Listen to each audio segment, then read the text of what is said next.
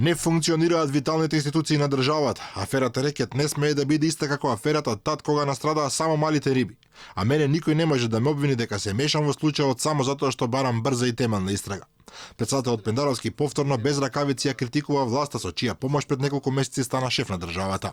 Граѓаните сметаат дека институциите кои се платени од нивни пари не си ја вршат својата работа, че повторувам, не зборувам само за судско-обвинителскиот комплекс, туку генерално виталните институции на оваа држава не функционираат и не ги сервисираат граѓаните и не го сузбиваат криминалот и корупцијата на она ниво кое е неопходно за да кажеме дефинитивно дека сме зрела демократија.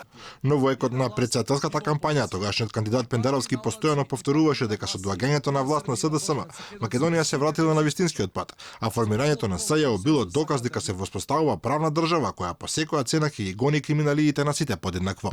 Кога со Зоки ќе бидеме на едно 5-6 митинзи заедно, во остатокот нема ќе бидам јас сам, меѓутоа кога ќе му дозволуваат врските, тој ќе ни се придружува и кога е тој тука, ја навистина немам потреба да зборам за моите програмски и политички заложби, бидејќи сме исти 102,5% потполно исто. Јавноста поставува прашање што се промени во последните неколку месеци, дали правната држава или председателот кој до неодамна имаше апсолутна доверба во премиерот и во власта чија персонификација е Заев.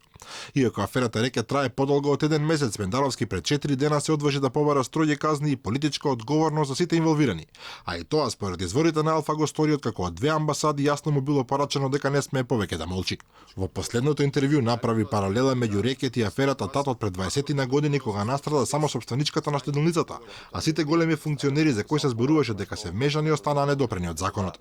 Вели дека постојат оправдани сомневања дека одолговлекувањето на истрагата за мега скандал од Рекет ќе овозможи евентуално уништување на докази. Предупредува дека од реакцијата на државата ќе зависи отворањето на преговорите со ЕУ есеноска, бидејќи скептично настроените држави членки би имале суштинска причина да го блокираат добивањето на датум. Скандалозната изјава на премиерот пак ја нарече непримерна, додавајќи дека со таков речник Заев навредил цели категории на граѓани.